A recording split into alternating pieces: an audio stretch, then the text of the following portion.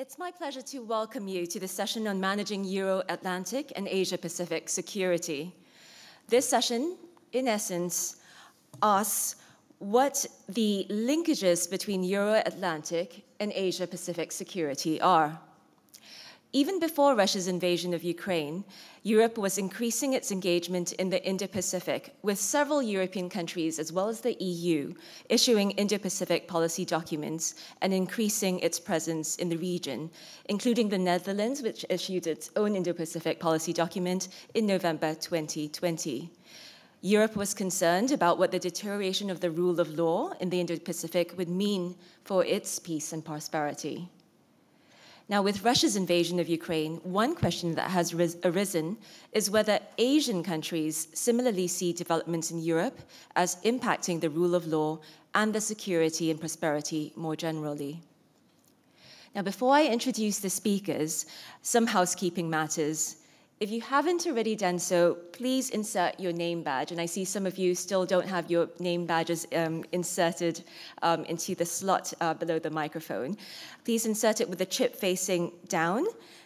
This will allow your name to populate the card in front of you. If you'd like to ask a question, it's the same as in the plenary sessions. Please hit the speak button. The light will illuminate in green to show you that you are in the queue here for me to call on you at a subsequent time. Your microphone won't be on at that stage. It's only when your button changes to red, then your microphone will be live and you may then ask a question. So joining me today are an excellent group of panelists. I'm really delighted to have them. To my far right, Oleksii Reznikov, who's Ukraine's Minister of Defense. Welcome. Ambassador Tiankai, he's former Vice Minister, Ministry of Foreign Affairs, China. Andi Widjajanto, Governor of Indonesia's National Resilience Institute. And Kajsa, Ollongren, Minister of Defense of the Netherlands. Welcome to you all. I'm Lynn Kuok, and I'm Shangri-La Dialogue Senior Fellow for Asia-Pacific Security at the IISS, and I'm also your chair for this session. The ministers have each been asked to provide about 5 minutes of opening remarks, and we'll go from my far right to my left. So we'll begin with you, Minister Reznikov. Thank you, Madam Chairman. Dear distinguished participants, dear ladies and gentlemen, I would like to thank to the IISS for this event, for giving me the opportunity to address this esteemed audience. I am representing the country that has been fighting back the full-scale aggression of the Russian Federation for more than 15 months now. In February 2022, many believed that Kyiv would fall within 3 days. But it has been more than 460 days of our fight. During this time, we have liberated half of our territory, which was occupied by the Russians, and have crushed the myth of the Russian army as the second strongest army in the world.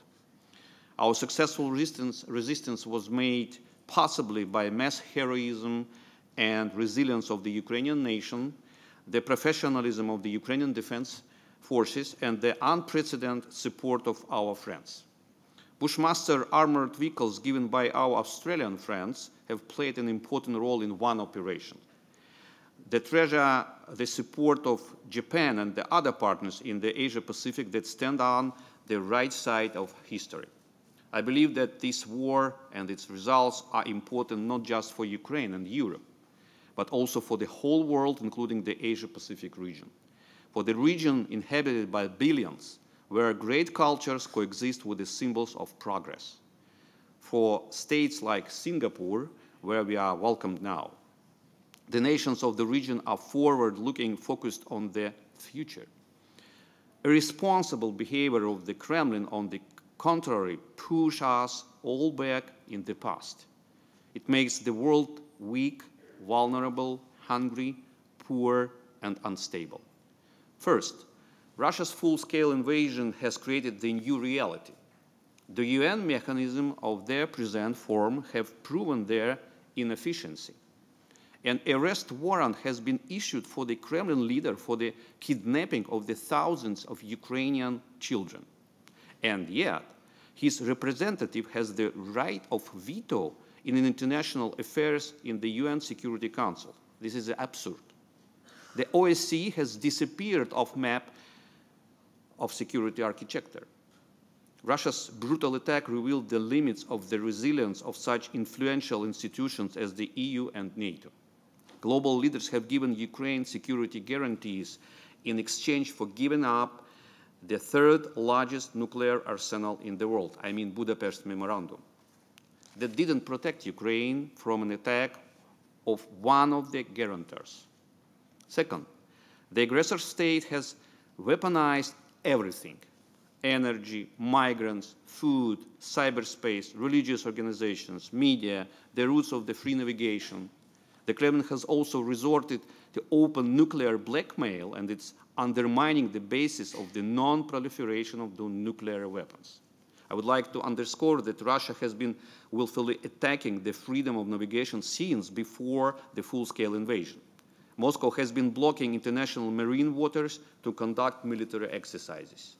Kremlin is undermining the global security of delivering of food, energy resources, critical raw materials, and minerals. The war was made possible because the aggressor was very open about their plans since 2008, but has not received a sufficient preventative response from the international community. Instead of mounting resistance, the international community suggested that the aggressor should be don't provoke. We fight not just for our own sovereignty, but for everyone's right to build a successful, independent, prosperous nation. The main question of this war is, will the world live in the governed by the rule of law or by the rule of violence? We see a rapid rapprochement of the regimes that favor the world order based on the rule of force instead of the rule of law. Russia using Iranian drones to target peaceful Ukrainian cities is a brilliant illustration of their plans. If Russia's aggression succeeds to any degree, it will empower every regime interested in using force to get their way. Every potential conflict currently smoldering in any corner of the world, including the Asia-Pacific region, can heat up. Ambitious players may feel tempted to undermine the sovereignty of other countries through direct military aggression. How do we avoid this? Oppose the aggressor with an alliance of responsible nations, demonstrating that aggression will not work and doesn't stand a chance to succeed is the only way. To make sure that history doesn't repeat itself in another country, in another region. Ukraine has to win and Russia has to be fought back and punished. The international sanctions regime has to be upheld. At present, the aggressor sees that sanctions have loopholes and so they can keep on killing. The blunders of the current security institutions need to be addressed through reorganizations or through the establishment of new institutions. The algorithm of further steps is laid out in the peace plan that the President of Ukraine, Volodymyr Zelensky, has presented at the G20 Bali summit last year. This is the way towards preserving peace and securing a better future. That is why we need your further comprehensive assistance with the weapons, humanitarian aid, and political actions to bring the war to its end. Thank you for your attention. Slava Ukraini!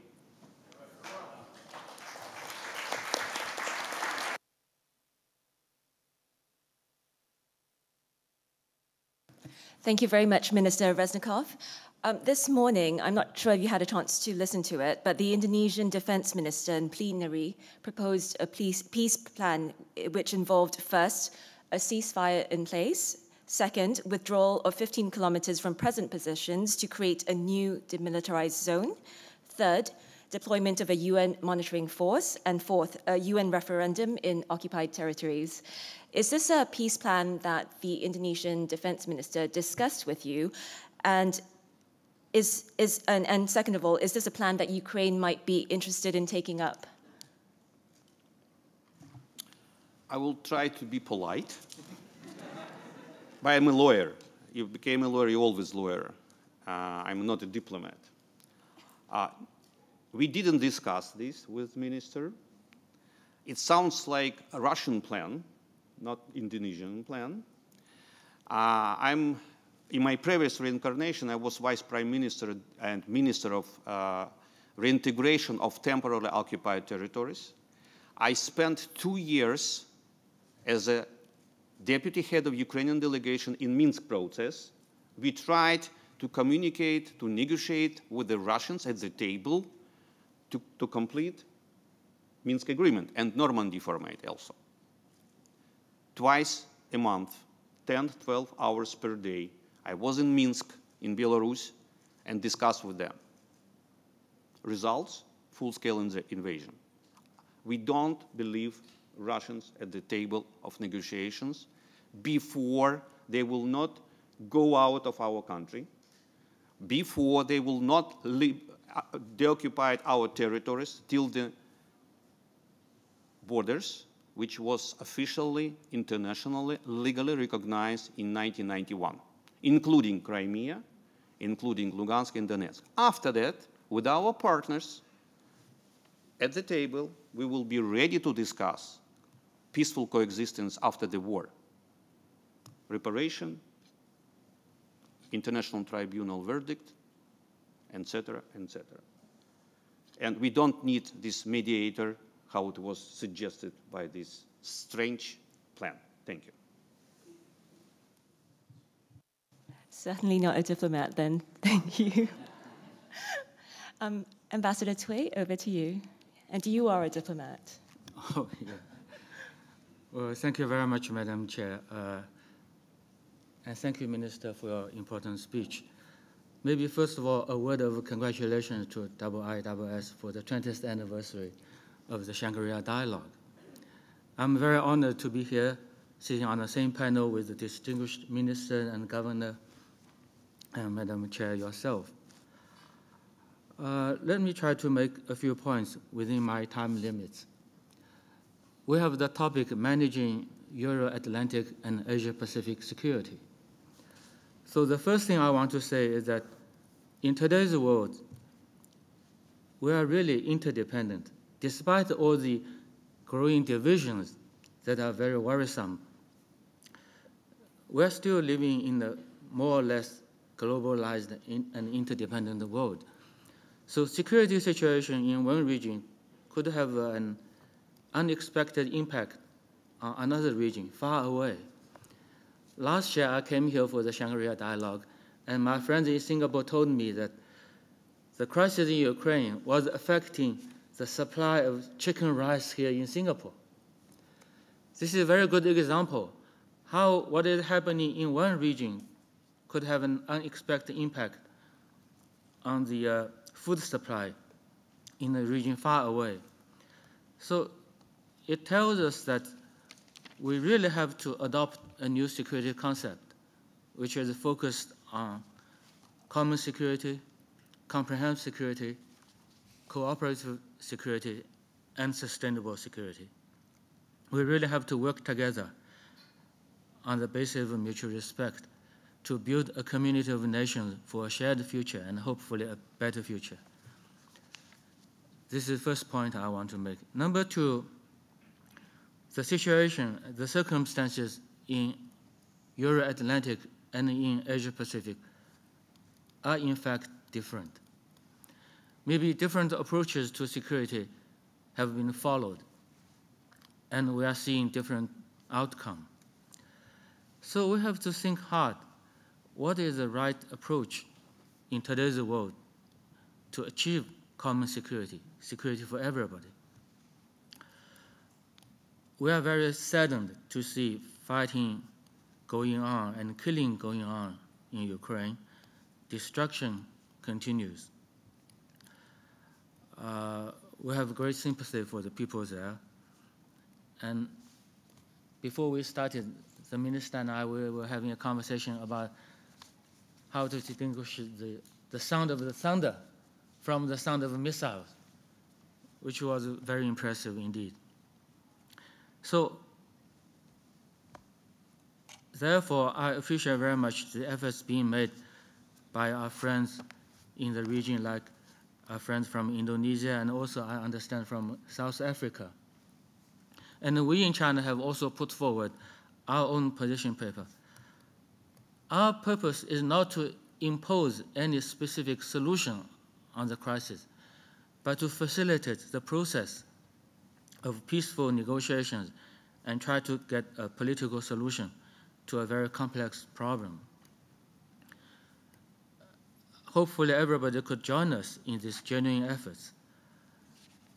And honestly, I don't think, with all due respect to our European and Atlantic friends, I don't think you are managing effectively and constructively your own security situation. Maybe a better word would be mismanagement. You see the outcome, which is hurting everybody. It's very unfortunate. By contrast, we in Asia Pacific, I think we have followed a right approach. We are focusing on open and inclusive regionalism. We show respect for each other's core interests. And we have these very important principles of ASEAN centrality, consideration of comfort level of everybody, and we try to address our differences and possible disputes through consultation and communication. And we put priority to economic cooperation, economic growth, and try to improve the daily life of our people. I think our approach is working. It has good results. Now, East Asia is one of the main engines of global economic growth. And on the whole, despite still existing hotspots here and there, the region has enjoyed overall peace and stability over the decades. This is a fact for everybody to see. So we used to look to Europe for their experience in regional integration. But nowadays, maybe people in Europe, in Atlantic, could look to us. We don't want to impose our ways on you, but maybe you could learn something useful from our experience, from our success. And we should also learn something, very important something, from your lack of success. I don't want to use the word failure, but lack of success. So let me make, in conclusion, let me make this very clear. We will continue with our Asian ways of managing our security situation and managing all the regional issues. We don't need an Asian NATO. We don't want to see extension of NATO's role in our region. So let me conclude here. Thank you.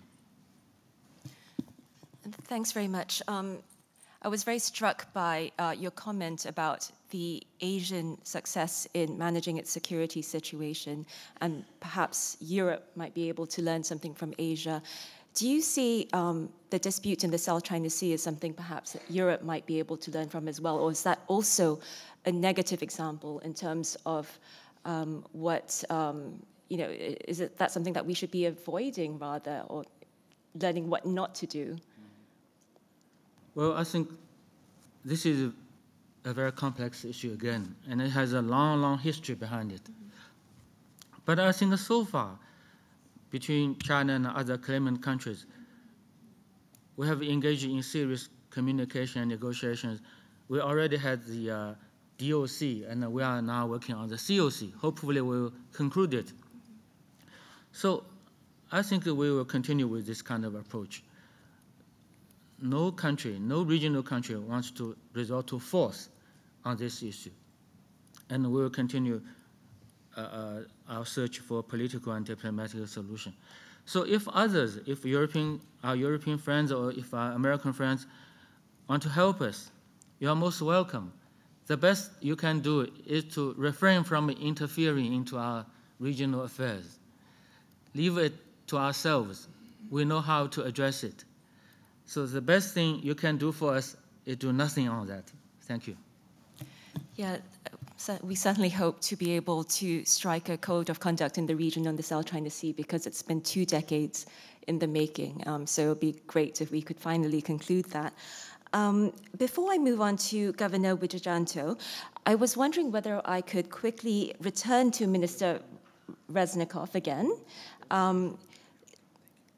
Ambassador Tui mentioned earlier China's position paper on Ukraine, on the conflict there. And he also highlighted how China desires to or hopes to facilitate negotiations, and it wasn't seeking any particular outcome. However, what we have seen, however, is that China has failed to condemn Russia's invasion of Ukraine or the violation of its territorial integrity. Would Ukraine accept China as mediator or as a facilitator of negotiations, given the lack of a strong position condemning Russia's invasion of Ukraine? Is this something that Ukraine would accept, or would it like to see more of a response from China first in that respect? I think that we don't need a facilitator right now, because in our country still conducting war. It's a war with the army of murderers, looters, and rapists. They have to go out of my country, and after that they can invite their lawyers, their advisors, or we will find best solutions.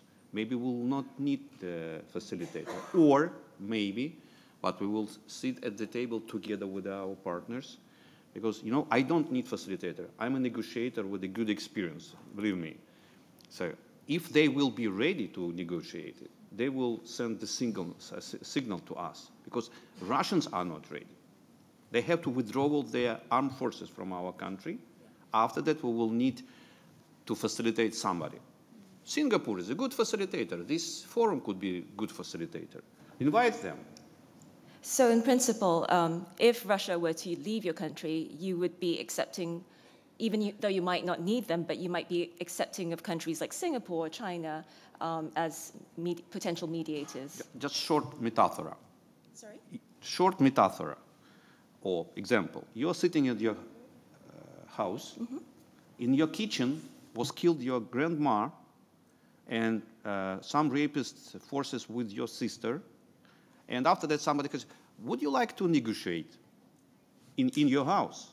Killer, rapist, and murderers.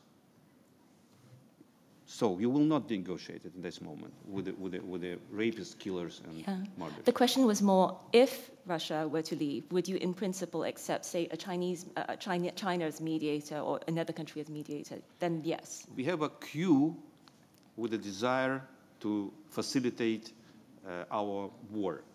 But I think it's in interest of Russia to stop this war. Okay. So we have a lot of leaders of different countries to help us. But we need tools to finish this job. We need to win this war. After that, we will negotiate with the Kremlin regime or the new leaders in this country. Thanks very much. I'm turning now to Governor Widjajanto, please. Thank you. Since our defense minister already proposed an operational proposal for peace, I will provide a more abstract discourse. I am a student of international relations. I study international relations for more than 30 years. Yeah, during this discussion in this event, I try to remember the proposal of peace from various schools of thought in international relations. Yeah, for example, from the realist perspective, the proposal will be balance of power, hegemonic stability, nuclear deterrence, arms control, confidence building measure, non-provocative defense. From the liberalist school, the proposal will be democracy, international norms, human rights, global institution, free trade. For example, complex interdependence, global infrastructure, global connectivity.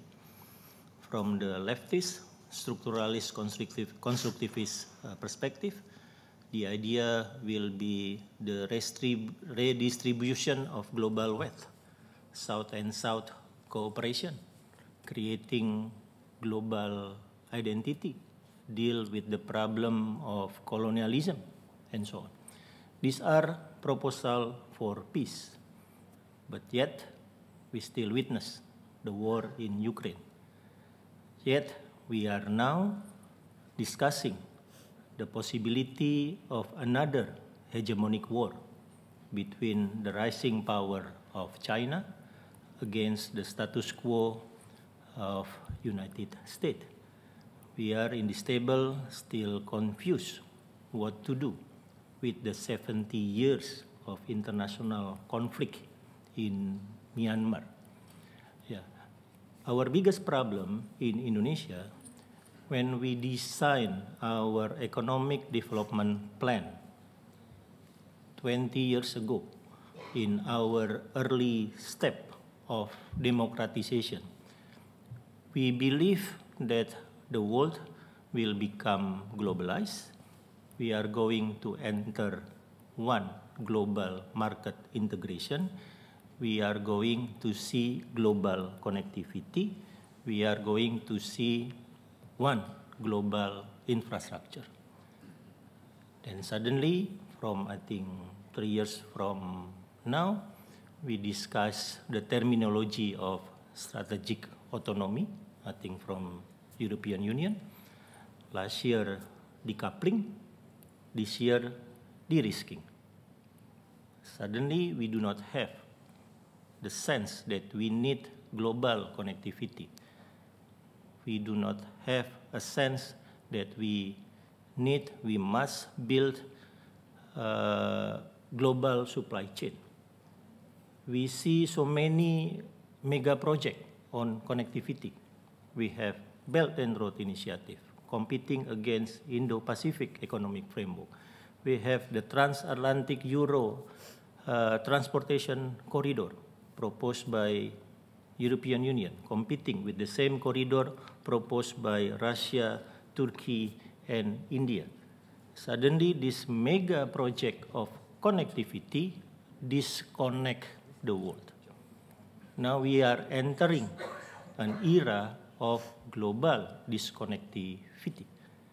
Yeah, no more globalization, no more global trade, no more global investment. Yeah, I was asked by our president, Joko Widodo, 2 months ago, to calculate 3 types of inflation. The first one, we call it digital inflation. The rise of price, the rise of cost of production because we try to adopt new digital technology. The second one is greenflation. Same, due to our effort to enter green economy, to adopt green technology. The third one, we already calculate that since the COVID-19 pandemic, we call it disruption inflation. The rise of cost of production, the rise of cost of logistics due to the disruption of our global supply chain. We have 3 types of inflation right now in Indonesia: digital, disruption, and greenflation. Yeah, we try so hard to maintain the stability of our commodity price. We try to so hard to provide reasonable price for our food, for example, because of this global tendency. Yeah. Maybe we have to restructure our thinking. Maybe even for Indonesia, we need to restructure our paradigm on how to develop our economy.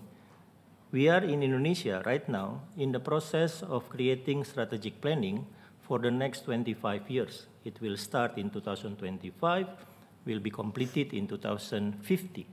Yeah. But what will be the assumption for Indonesia?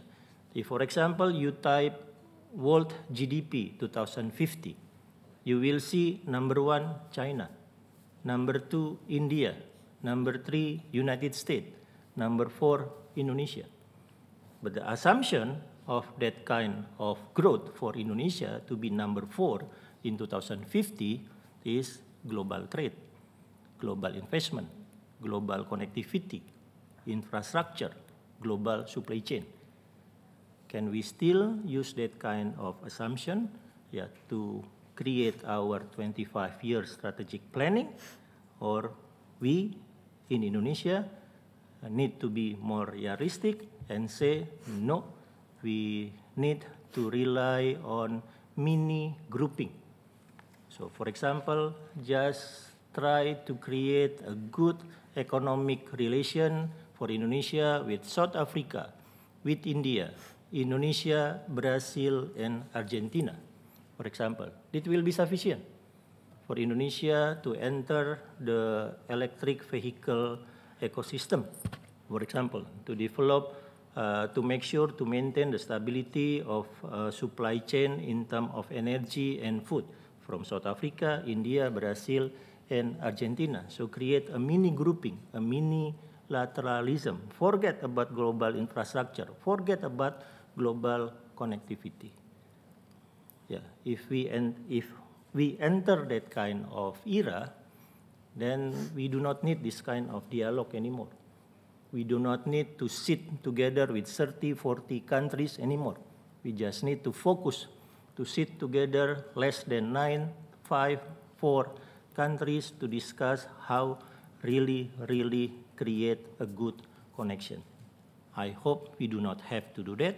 I hope somehow with this kind of forum, we can revitalize our efforts to really strengthen global trade, to really strengthen connectivity, to really strengthen our identity as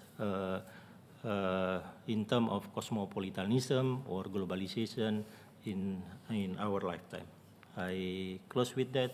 Thank you. Thank you very much, Governor Widjajanto. You spoke quite eloquently about warning against what you termed global disconnectivity. And I certainly hope that we don't head that way, because one of the downsides of that might be the extinction of dialogues such as this, and we wouldn't want that to happen at all.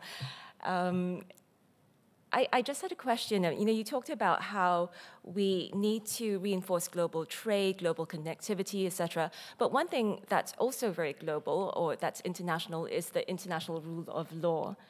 And it strikes me that what's happening in Europe strikes at the very heart of that international rule of law, or the international rules-based order. And yet we've seen many countries in Asia and in the so-called global south, they've been quite reluctant to condemn Russian aggression against Ukraine.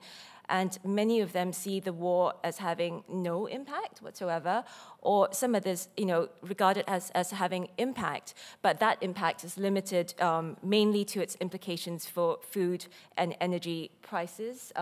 So, for instance, this morning, your minister talked about how, the price of energy and food has gone up. But of course, there are broader geopolitical implications of the war in Europe for the Asia-Pacific as well, including for the rules-based order. But I was wondering what Indonesia's view of what is happening in Europe is. Does it have broader geostrategic implications for the region, including for the rule of law?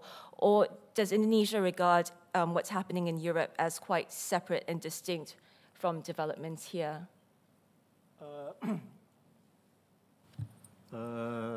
If we use the data, then since Indonesia economy is now become more integrated to the global economy, anything happen in other side of the world will have impact on Indonesia.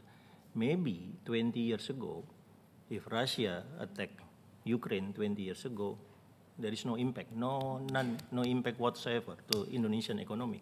But suddenly, last year, when Russia invaded Ukraine, in Indonesia, we saw the spike of the food price of our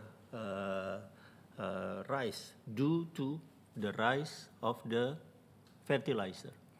Fertilizer due to the rise of gas in Russia. Because Indonesia now become integral part of Indonesian of the global economy, in spiderweb, Indonesia is moved to the center. If the center of the economy second, then Indonesia will be impacted. Another thing, for example, in Indonesia, 20 years ago, our main concern is democratization, political democratization. We started our reform 20 years ago. We introduced the norm of democracy. We introduced the norm of human rights. We introduced the civilian control over democracy. We are assisted by so many European countries. We are assisted by the UK, by Netherlands, by Germany, by New Zealand, by Australia in consolidating our democracy. That's our experience 20 years ago. Now suddenly, when we enter, we almost completed our democratic consolidation process. We already initiated 5 democratic elections in a row, 1999, 2004, 2014, 19, and 2019. And then the 6th election will be in 2024. The 7th election will be in 2029. Theoretically, when we manage to have our 7th democratic consolidation in a row, Indonesia will become a major democratic country. That's our process. It's a long time process. We need 35 years just to consolidate our democracy. It's not just like this. And you ask, why ASEAN or other states not condemning Russia invasion in Ukraine, toward Ukraine? In Indonesia, due to the democratic process, due to the change of regime, we even condemn our own invasion to East Timor. But that's the new realization of political regime. We invade East Timor in 1975, 7 December 1975. We had East Timor referendum by UN in 1999. In 2000 and 2001, we have parliamentary meeting that condemn, that regret our invasion to East Timor back in 1975. The change of political regime, the adoption of human rights, the adoption of democracy. Every country must have their own natural evolutionary process of democratization. We already did that since 1999, and maybe other countries must try to find their own solution.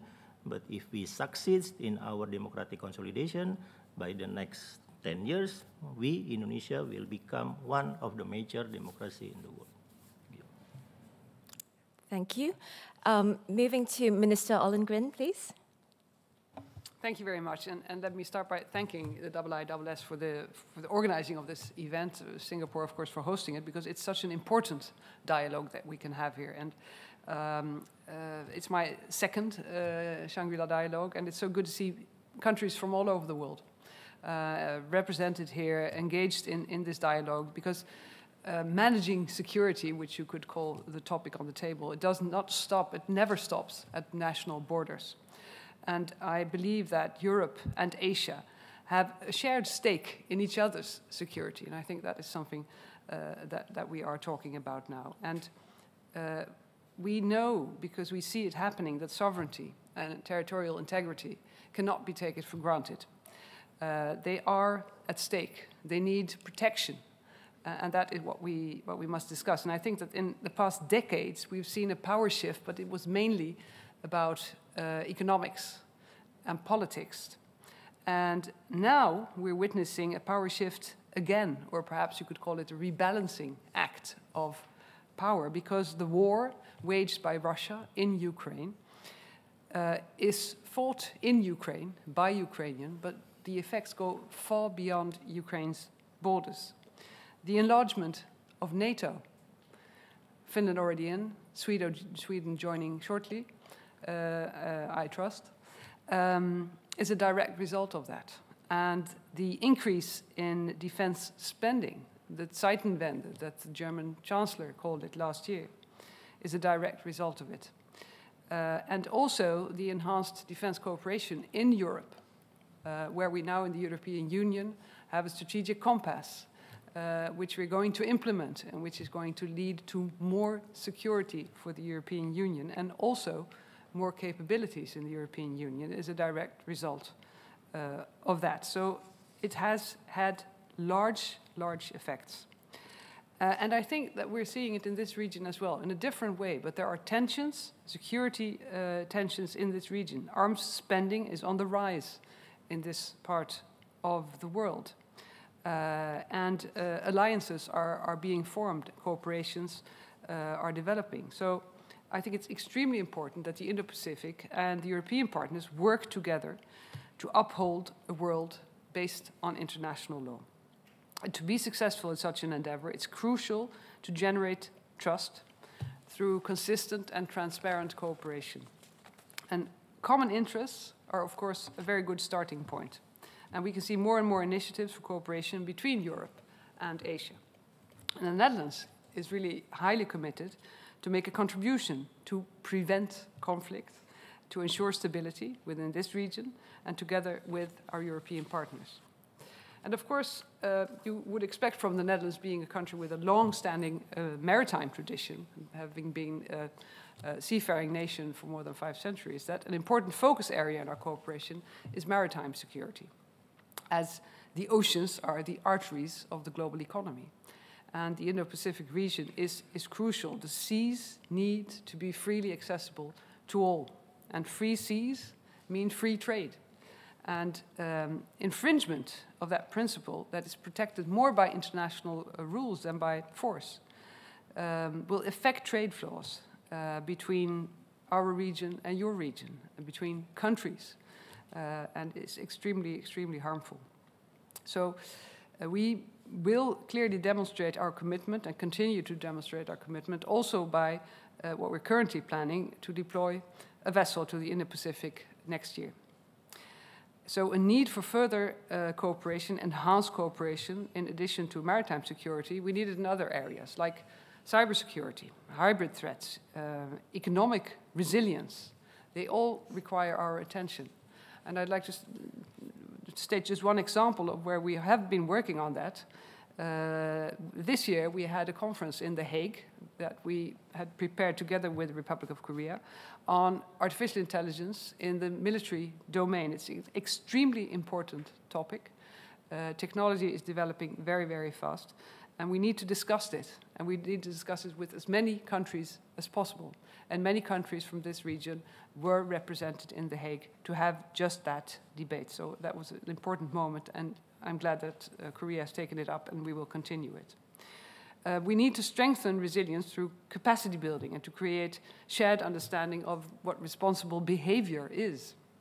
And we, as Ministers of Defense, Defense Organization, the armed forces, we have a role to play there. Of course, it has to be a whole-of-government approach. It cannot only be defense, but we have a role to play. And we must continue to conduct military exercises together, to enhance interoperability between our armed forces and learn from each other, exchanging officers within our military academies, connecting to information cells that can exchange information and increase situational awareness in the maritime domain. And simply by meeting each other and knowing each other, we can exchange valuable information. And by uniting the numerous strengths that the different countries have, we can make an impact and do what is necessary to enhance security and thereby protect the sovereignty that we all cherish. So, yes, we in Europe, we do have more defense commitments back at home, because Russia's invasion has brought war to doorstep of the European Union. Ukraine is part of the European family. But that does not mean that we will turn a blind eye to other regions in the world, not to the Sahel in Africa, nor to the Middle East, or to the Balkan, which is our backyard, and certainly not to the Indo-Pacific region. Because the Indo-Pacific and the security in the Indo-Pacific, the stability in the Indo-Pacific is crucial to security. And that's why I'm really committed to find ways to strengthen the cooperation between our regions. Because in the end, security is not reached by defense and deterrence alone. I think that security is built upon one main ingredient, and that is trust. And it takes that I think we can achieve it by increasing the dialogue, trying to understand each other better, which will lead to more understanding and to more trust. Thank you very much. Thanks very much, Minister Ollongren. I think you made a strong case this year and last year as well when you spoke in the plenary at the Shangri-La Dialogue for the interconnectedness between European and Asian security, and you highlighted some of the plans by which the Netherlands intends to demonstrate that belief. But about 1.5 years into the war in Ukraine, do you actually think that despite that strong belief about the interconnectedness, that Europe can actually deliver both in the Euro-Atlantic theater as well as in the Indo-Pacific? Well, I don't think we really have a choice. I think we have to. It would be really wrong to turn our backs to the Indo-Pacific. And I think we've been here for a long time, and we know many countries here. The history goes a long way back. So, and we are also seeing the importance of the region, the economical importance of the region. Talking about high tech, talking about AI, talking about cyber. You want to engage with countries in this region. So it would be a wrong choice to turn our back to the Indo-Pacific. And as we are increasing, if you look only at the defense part, we are increasing the defense spending. So in the end, we are also building up our capabilities, and that has to enable us. If you're talking only on the defense, that will enable us to do more in the future in both theaters, but preferably in a stable situation and not in a conflict situation. Thanks. Just one more question, if I may. You mentioned last year that neutrality is not an option.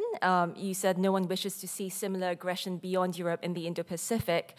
However, so why then do you think we see still so many countries in the region thinking that neutrality is not only an option, it might actually be a desirable option for them? And what do you think might be done to reverse this sentiment? Well, the reason that I think that neutrality is not an option is because it is about something that does affect all of us. It is about territorial integrity. It is about sovereignty. And all countries represented here expect their sovereignty to be respected. Ukraine's sovereignty is not respected by one country. And the aggression and the war is illegal. And it goes against what we agreed upon in our international law and rules that we have to play by.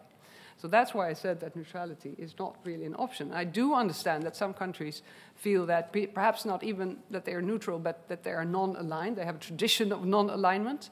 But then again, I would point to Finland and Sweden, who also have that tradition, but who are now more or less forced into NATO, of course by free will, and in our open door policy, they're also very welcome.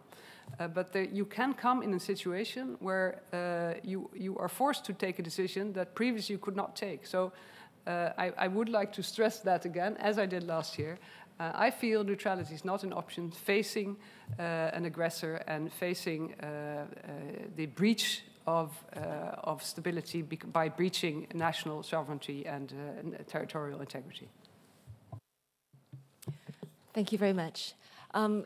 We've now come to questions and answers. I have a list already before me. I will call on a few at a time. Let's start with Michael Fullalove, please. Thank you, Lynn. Michael Fullylove, the head of the Lowy Institute in Sydney. Thank you to all the participants for participating today, the panellists, but especially the Ukrainian Defence Minister who is here with us when his country is at war. Minister, I was honoured to host President Volodymyr Zelensky at a Zoom event at the Lowy Institute last October.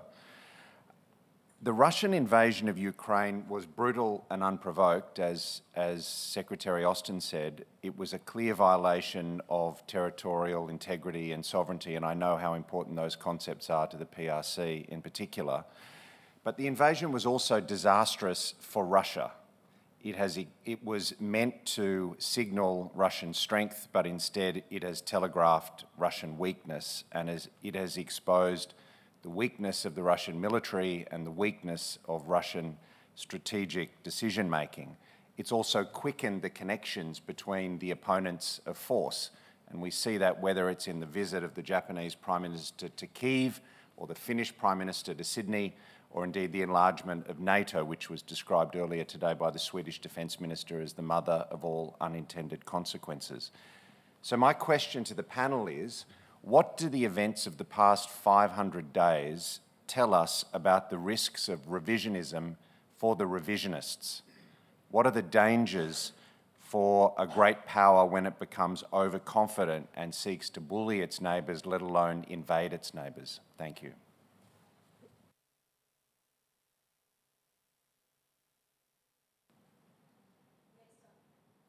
Next on my list, John Rain. Thank you. I'm John Rain from the IISS. My question follows on from that one.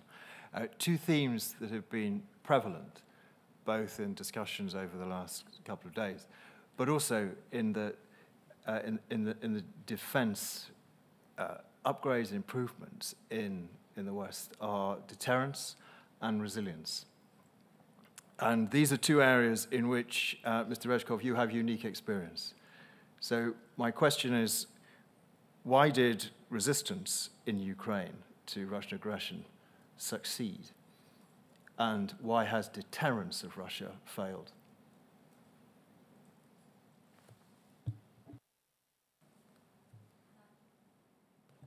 Mathieu Duchatel.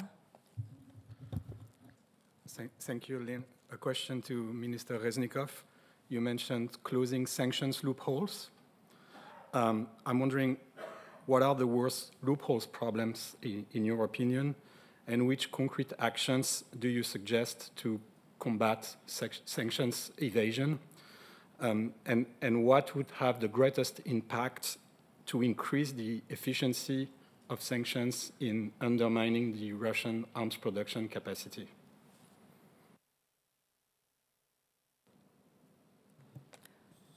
Hannah Shelest. Thank you. I will skip questions to Ukrainian minister and otherwise refer to the Chinese vice minister. You're the first Chinese representative who called the so-called peace plan a position paper of China. Usually it is called peace plan. That definitely was not the case. Why it took China so long to present its position regarding the Russian invasion in Ukraine, except of supporting territorial integrity, considering that China was the biggest trade partner of Ukraine and with such a strong interest in the Eastern Europe.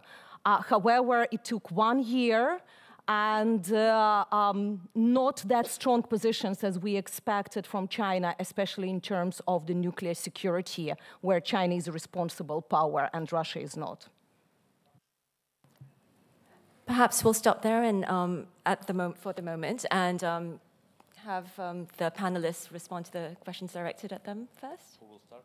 Kajsa? Whatever you want. Well, briefly, perhaps on the first question, what are the risks of revisionism? They are, of course, very, very big risks because I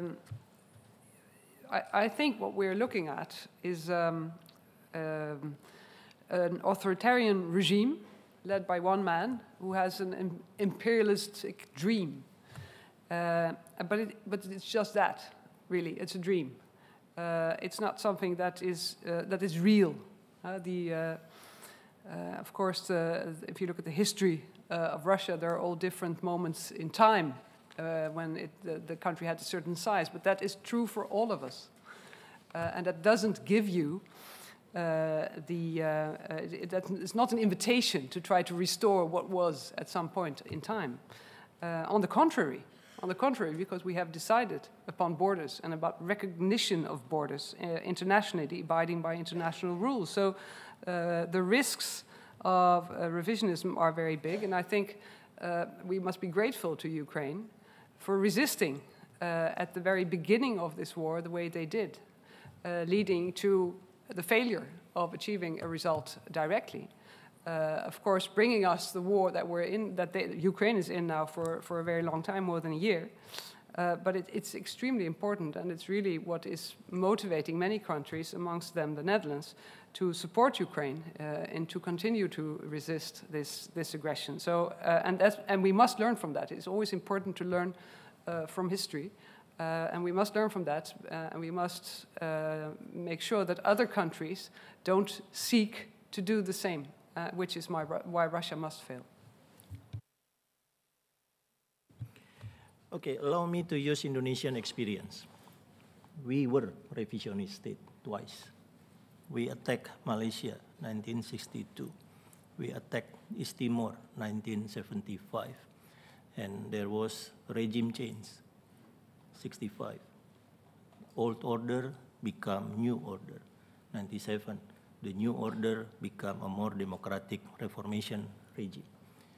The end result of confrontation Indonesia against Malaysia was the establishment of ASEAN. ASEAN actually is a peace plan between Indonesia and Malaysia. Yeah. And ASEAN now become the cornerstone of our regional stability in Southeast Asia. Yeah. Regime change in 1997 in Indonesia, and then referendum of East Timor in 1999. East Timor become independent state.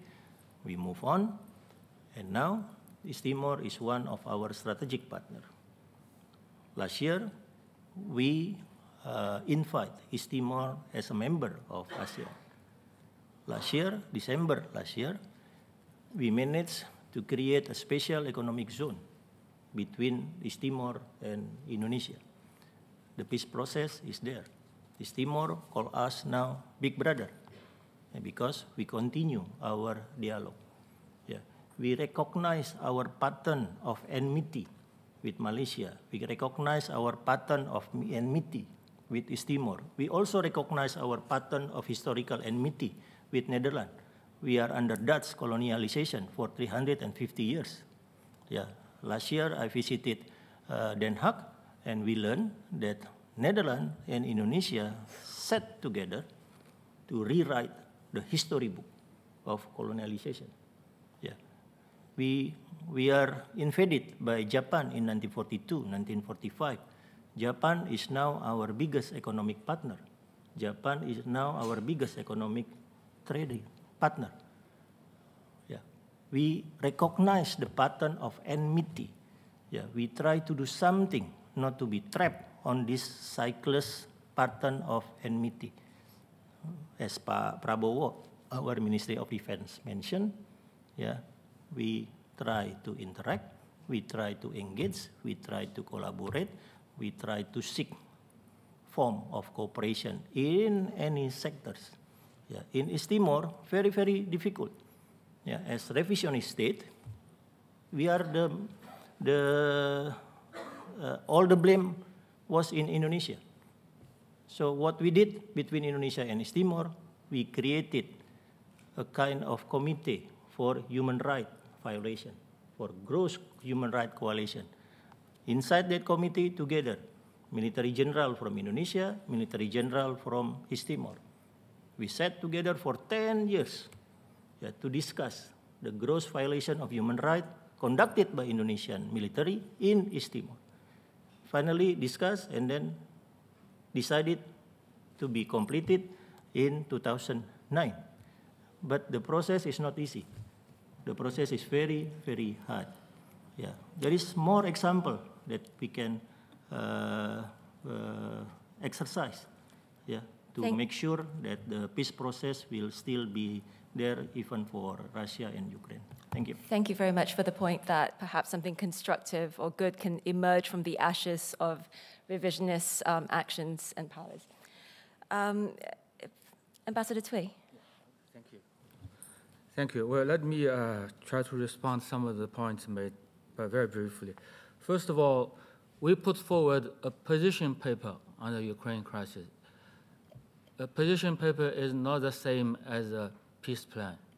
Without specifics on specific issues, we don't have the illusion that we can solve the problem for the regional countries. It's up to themselves.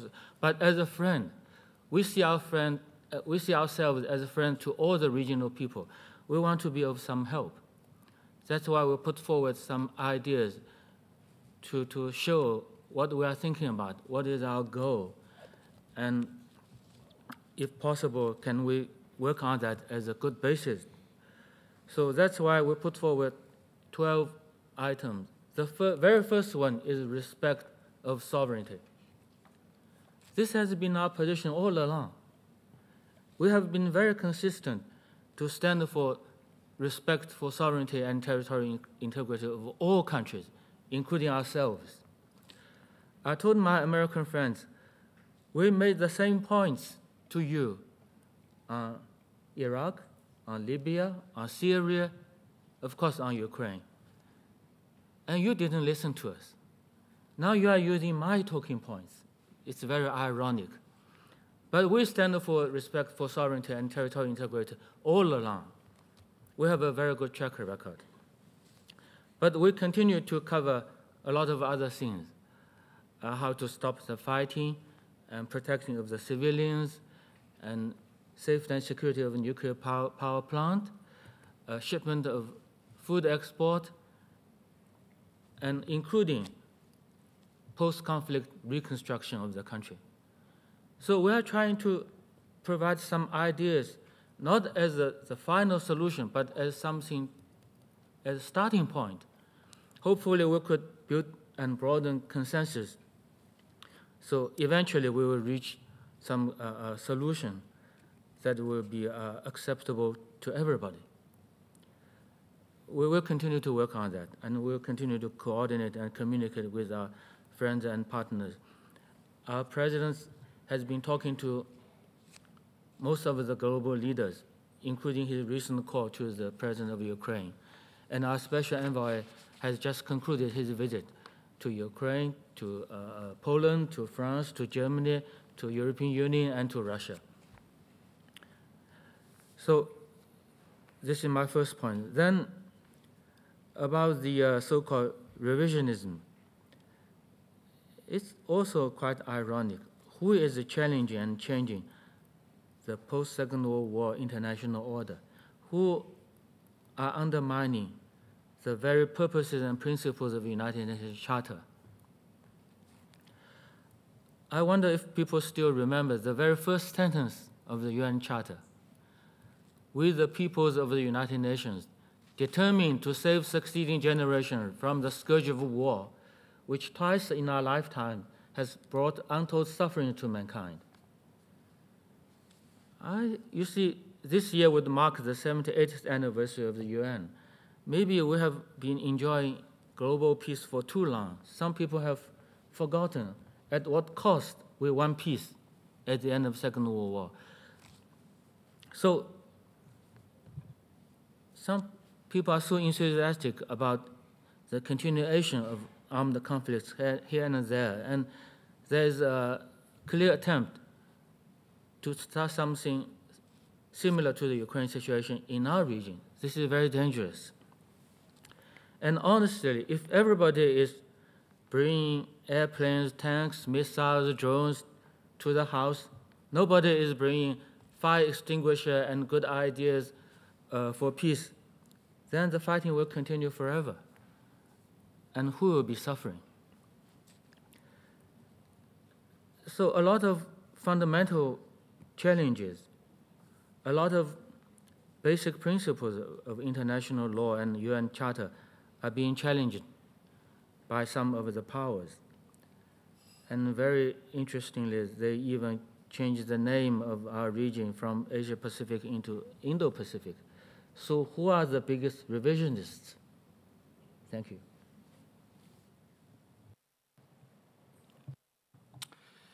I will try to combine my answers. Risks of revisionism. You can check Russian liberal social researching company Levada Center. They did their research pool social in 2021, before the full-scale invasion. According to this researching, more than 50% of Russian population thinking that it's a good idea to occupy Poland, Lithuania, Latvia, and Estonia. It's a good idea for them. So in Kremlin, they are dreaming to restore a Russian empire. They are dreaming to restore colonialism regime in Europe. If they will allow them, they will build up again the Berlin Wall.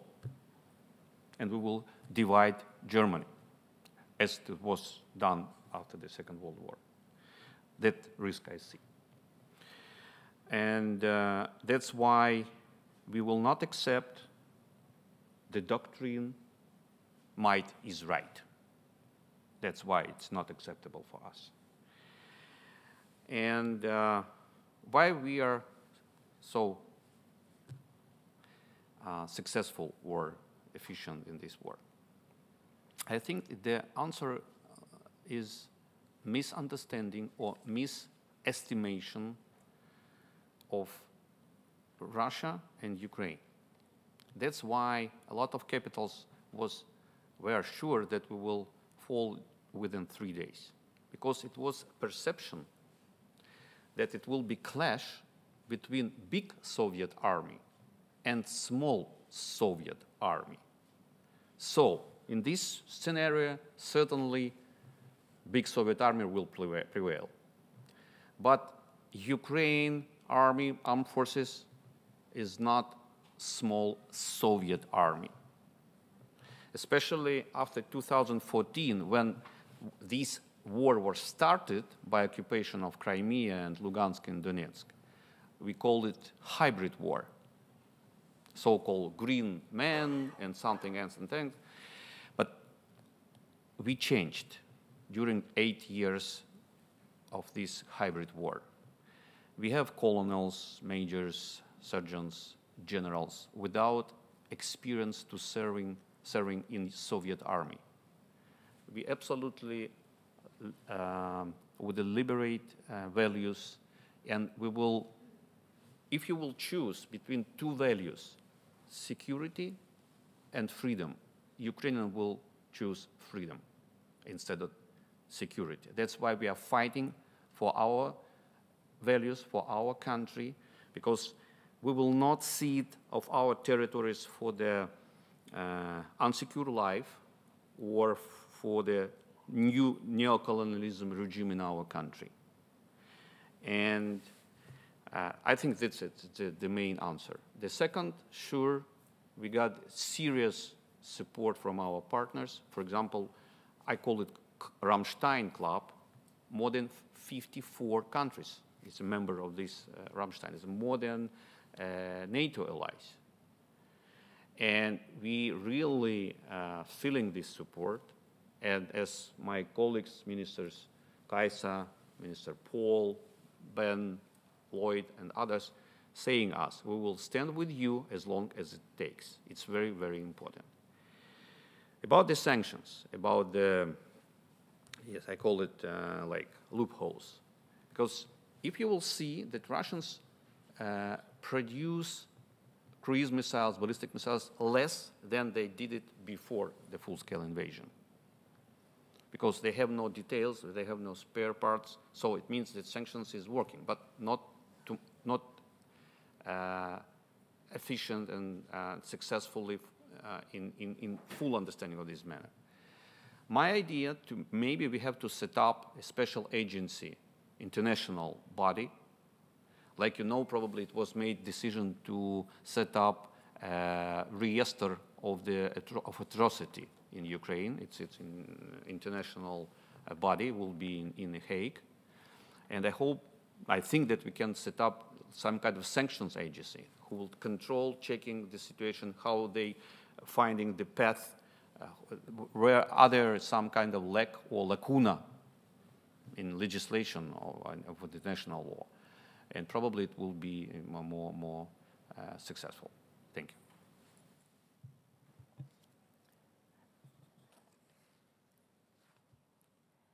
Thanks very much. I think I just have to return to something that Ambassador Cui mentioned earlier. I was going to raise it, but I think I wanted to let you speak first, Minister Reznikov. You know, China's position paper on Ukraine, on the Ukraine crisis, it seems perfectly reasonable, respecting the sovereignty of all countries, abandoning Cold War mentality, ceasing hostilities, resuming peace talks, no nuclear weapons, et cetera, et cetera. It's all very reasonable propositions. And yet it's received with some skepticism, some cynicism amongst other countries. Do you think China's actions, perhaps in other parts of the world, and we're talking about the interconnectedness between the Asia-Pacific as well as the Euro-Atlantic, do you think China's actions perhaps in the Asia-Pacific might be influencing how it's being perceived in other parts of the world as well? And is there perhaps a need for some Chinese introspection in that respect, as to why some perfectly reasonable propositions might be greeted with skepticism? Well, thank you. First of all, I don't think that there is an easy solution to a complex problem. So whatever we might propose, whatever other people might propose, I don't think it could have global and widespread acceptance at the very beginning. But we are just putting forward our ideas, our proposals. We are open to other people's ideas. If people like it, we could certainly take it on. And hopefully we could broaden the consensus, gradually build up some agreement on some of the key elements. But our purpose is clear. We want to see the fighting stopped, the suffering of the people stopped, and stability and peace restored for the region. That's our purpose. If people have better ideas about how to achieve these goals, that's good. We can share with it. Of course, for China, not only on this particular issue, but also on China's role in today's world, and on China's growing role in today's world, and on China's foreign policy and so on and so forth, I think we are working very hard, but still we have to do a much better job in communicating with other countries, including some of our neighbors. I'm very frank on that. And try to enable people to have a better understanding about China's intentions, China's policies, China's goals. But I would also like to offer some advice to our friends. Maybe they could also make greater efforts to understand Chinese culture, to understand Chinese as a nation, as a people with a long history of civilization. And don't come to quick conclusion that because previous powers have risen and have such a track record, China will probably follow the same path. No. We want to have a different path forward.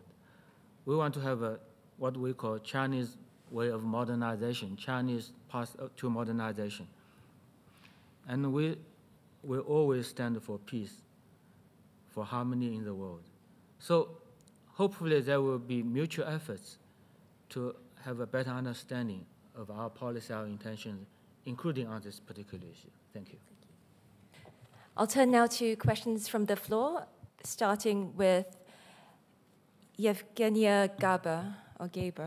Yeah, Thank you, Lynn. And my question will be to the Chinese Vice Minister. You know, I totally agree on many of your points, but I think the main problem with negotiations with Russia is that we understand negotiations in a different way. Because the civilized world understands negotiations as a tool for peace, whereas Russia understands negotiations as a tool of war. It punches, it negotiates, and it punches again to improve its position, and it negotiates, and it punches again. So the basic principle of the international law, which is pacta sunt servanda, agreements must be kept, has never been the case for Russia. I will give you two short examples. I come from Odessa, where we have big seaport. The next day, after the Green Deal was signed in Istanbul, Odessa seaport was bombed by Russia. And then it was attacked by Russia again just last week. And it has to be protected under the Green Deal, which is a precondition for the food security in the whole world. And then the second example will be from Moscow, where President Putin met with his Chinese counterpart, and then there was a joint statement that states should refrain from deploying nuclear weapons abroad. And 2 days or 3 days after that, President Putin said that he plans to station nuclear weapons in Belarus. So my very simple question to you is, do you trust Russia and President Putin? Thank you. My colleague Nigel Gould-Davis. Thank you, Lynn. It's a question for Minister Reznikov, but his neighbor, Ambassador Cui, might want to offer some thoughts as well. So we've had some discussion of the Chinese peace plan, and I wondered if you could offer some broader views about how China's policy towards the war, towards Ukraine and towards Russia has been evolving. So there is a perception that soon after Russia's full-scale invasion, China expressed its concern and even alarm. We saw, for example, at the Samarkand summit of the Shanghai Cooperation Organization last September, that Putin publicly acknowledged Chinese concerns. And yet, in recent months, we've seen some developments which seem to suggest that China is seeking to move closer towards Russia and perhaps in some ways take Russia's view of this more than before. One example would be Xi Jinping's state visit to Moscow. A second example would be the fact that the special envoy that China has appointed to the war is a former ambassador to Moscow. A third example would be the reports. I'd be interested in your view about whether these are accurate. The reports that China now is beginning to supply, not military equipment as such, not yet, but equipment and parts useful for Russia's civilian economy that Russia is otherwise finding it difficult to get as a consequence of sanctions. So a loophole. I'd be very interested in your view about China's priorities and how they are changing or might be changing. Thank you.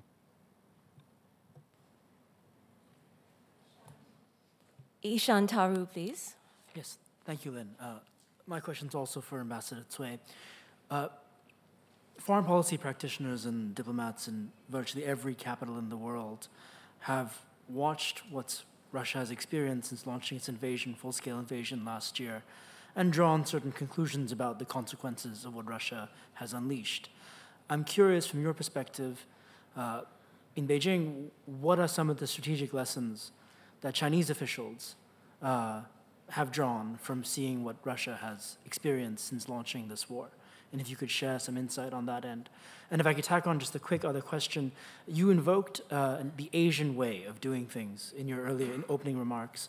I would love it if you could expand upon what you mean by the Asian way, because of course we are talking about the most populous and most diverse part of the world.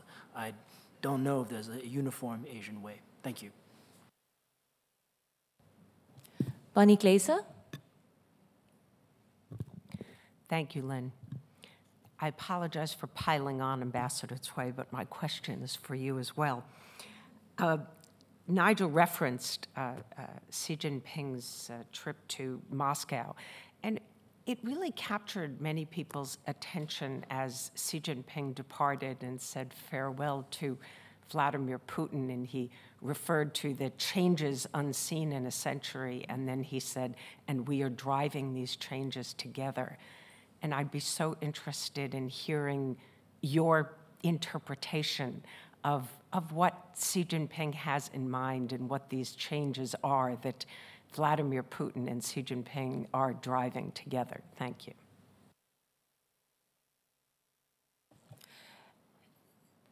Justin Backwissel, who's a young leader this year.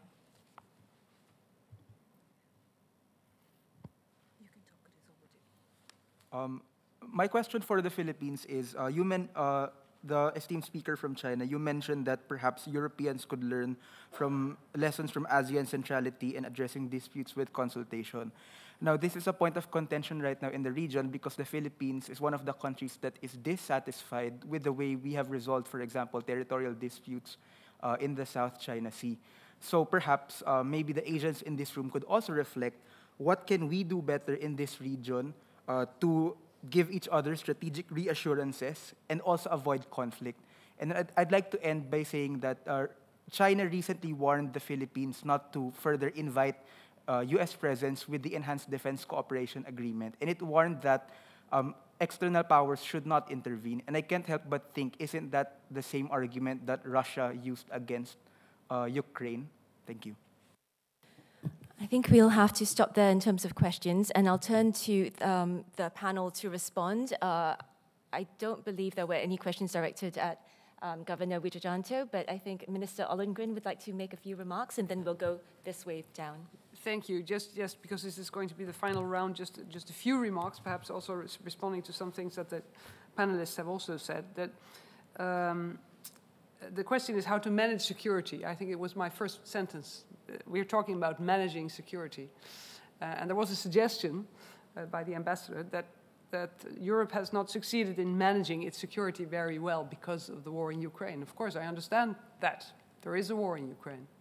But I think it's not the result of mismanaging our security situation in Europe. It's the result of not respecting the way we want to manage security in Europe and invading a European country illegally. That is what's happened. And maybe working from a situation of trust and deterrence, we have to recalibrate the deterrence in that, and that's what we're doing in NATO. I think also there is no lack of respect for China or a lack of respect of the culture of China in Europe. We have very high respect for that. And we have worked for a very long time, really since the Second World War, on European integration. And European integration was driven and still driven also by economic growth and globalization, being a global player, interacting with countries like China, extremely important. And that has not changed. We still seek free trade and a globalized world, but at the same time we feel we're forced into having more strategic autonomy, having less dependency in certain sectors and in certain materials. So that is a situation that we are in right now. And I also would like to say that the European Union and NATO were driven by the intense desire not to be in a war anymore. And that has been quite successful. The countries of the European Union will not wage war against each other anymore.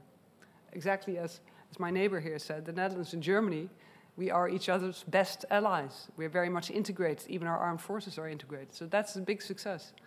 And that is why we feel in the future it would be good, and it will be good, when Ukraine is part of that European Union.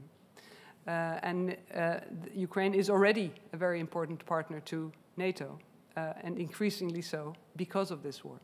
So I think that is a difficult situation that we're finding ourselves in, and that would be my last sort of word here. we must continue to engage and try to understand each other. It's good to have these dialogues, but you also sometimes have to be clear on the positions, and they do differ. Ambassador Cui, I believe you had several questions directed to you. Yeah.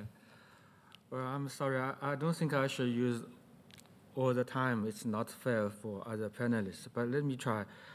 First, maybe this so-called Asian way. It's true, there's no single model for this so-called Asian way. The key to the Asian way is recognition of the diversity and respect of the diversity.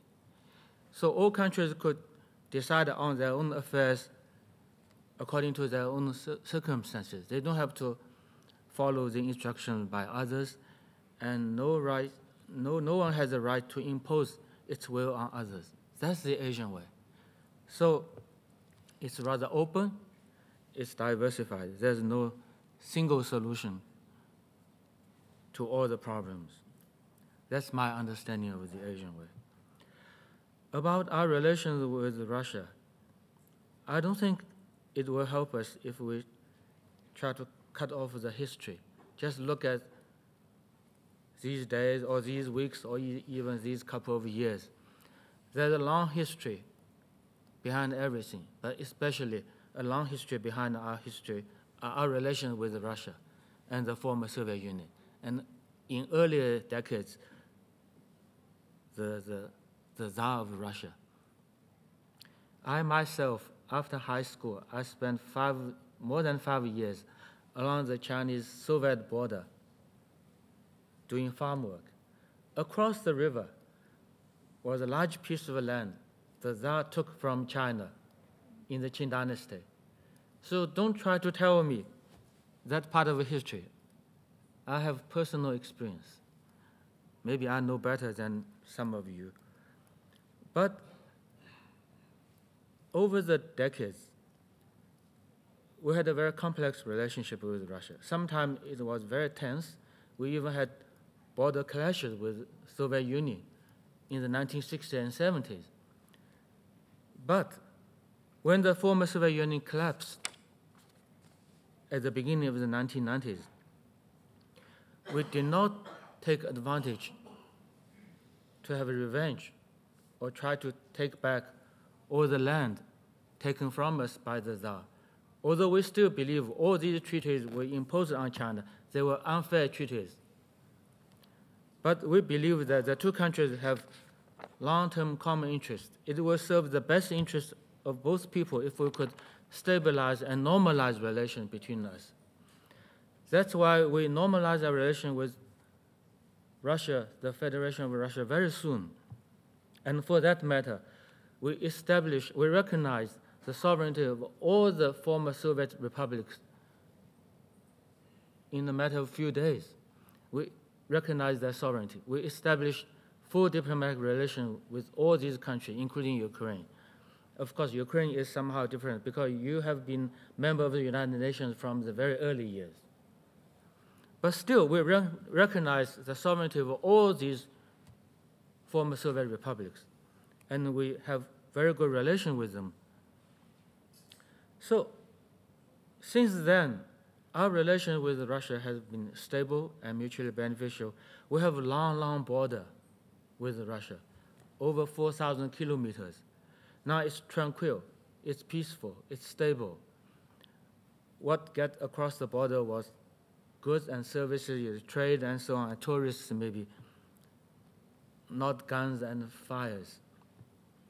This serves the interests of the two countries. This also serves the regional interests and global interests that the two big neighbors now have very normal and very friendly relations. But still, this relationship is characterized by no confrontation, no alliance, not directed against any third country. This is still the case. Of course, we have to do trade with Russia. We are each other's biggest neighbors. We have complementarity in the economy. We are still exporting things to Russia. They are still buying things for us, from us. But this is a normal trade between any two countries. We have very, very good economic relations with Ukraine, and we are sending humanitarian materials to Ukraine. But you cannot say, because we are selling some civilian items to Russia, it will help Russia to sustain its military operation. This is very strange logic. Do you mean that we should leave the Russian people starving? I don't think that that would be very good logic. So what we are aiming at is stop the fighting, stop the killing, and restore peace, and try to find a diplomatic solution to this complex problem. We don't have any illusion that it could be solved very quickly or very easily. But somebody has to make some efforts. Not only China, Indonesia, South Africa, many other countries in the global south. We are doing whatever we can to help our friends in the region. We are not sending missiles, we are not sending tanks, we are not sending airplanes or drones there.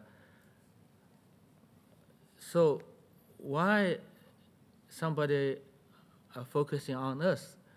Why they don't look into the mirror to see what they themselves are doing on this conflict? Thank you. Minister Reznikov, you have the last word. Thank you. I told you that I'm a lawyer, and in my previous reincarnation, I was a partner of the biggest Ukrainian law firm. We had branches in Belarus, in Russia, in Kazakhstan, in London, in the United States also as well.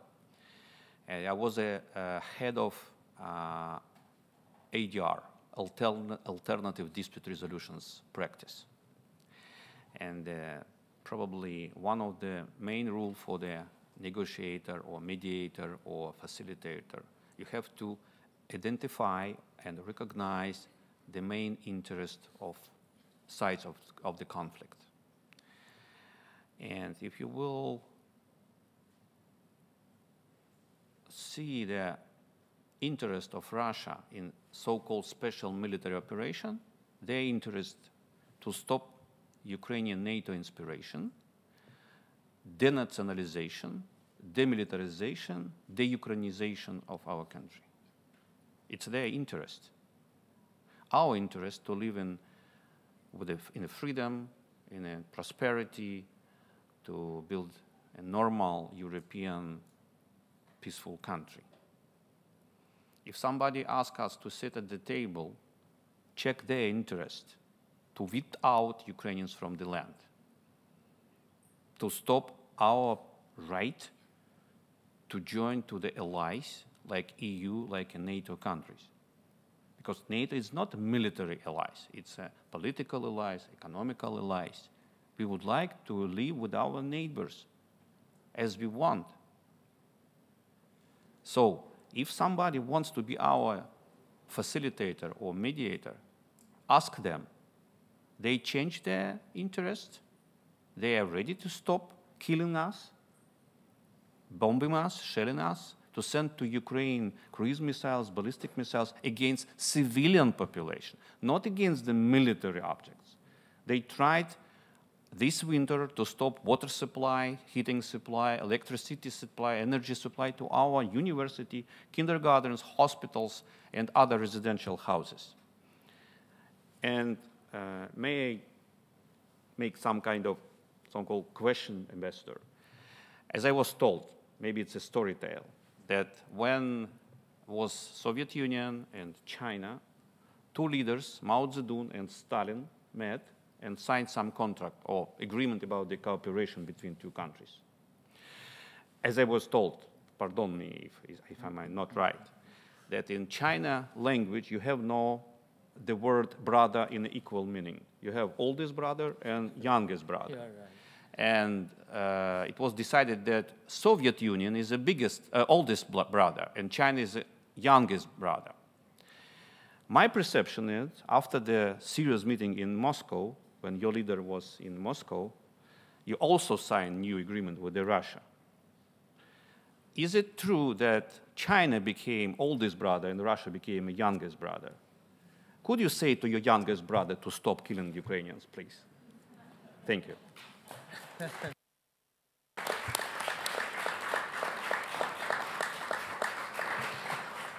I'm afraid we will have to close there.